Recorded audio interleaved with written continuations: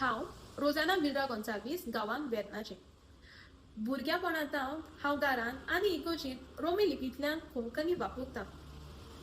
तशेंच इस्कॉलांत आनी कॉलेजींत पर्यान हांव देवनागरी शिकलां. पूण शिकप पुरें जातूच देवनागरीचो कसलोच फायदो ना जालो.